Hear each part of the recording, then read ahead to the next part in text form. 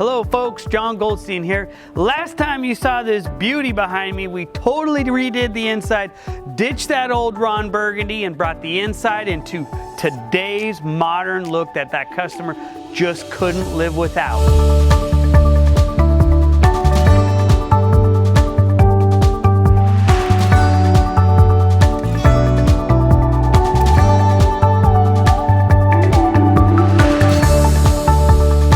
If you didn't see that transformation, click that video, and that was nothing short of amazing. That transformation put that customer in such a state that he was like, man, I can't have the inside of this vehicle looking so nice and showing up looking like this. He's like, back in the day, your mama used to tell you it's what's on the inside that matters. When you're rolling up with all of these other race teams and the inside looks nice, but the outside looks like this, you gotta make it happen. So he came back, and now we're gonna sit here and we're gonna talk about, do I paint? Do I wrap? Do I this? Do I that? All of those questions go on through your head. And you know, a lot of times people don't really understand how much it really takes to transform the outside of one of these or the outside of a regular RV. It's a lot of work. It's a lot of area.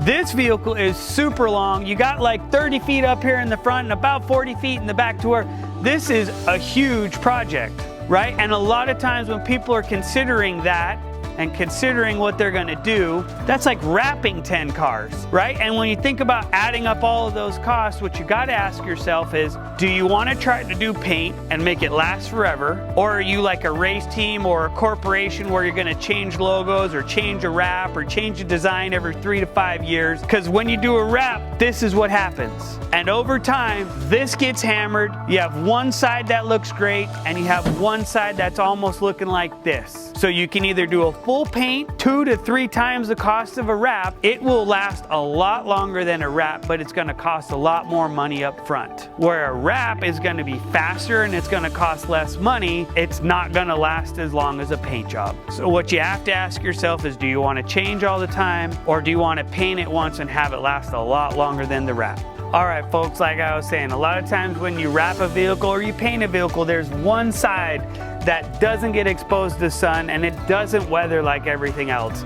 When you do a paint job, it's not gonna weather as bad as a wrap does, and it's not gonna fade as fast as a wrap does. But on this side of the vehicle, you could tell that all this wrap still looks fresh. And what we're gonna do in this process is we're gonna take all of this stuff off, we're gonna put the wrap on, we're gonna seal all around the windows, we're gonna seal around all the exteriors, so that way water doesn't get in all of those voids. When we're done peeling off all of that wrap and putting it back on, all of these areas that have protrusions all need to get sealed to keep all of that area watertight. And while you're doing that, that's a perfect time to come back and try to fix all these moldings, anything that's chrome, that's loose, that needs to get polished. That way when we put it all back together, all of those things look fresh and match the rest of the vehicle.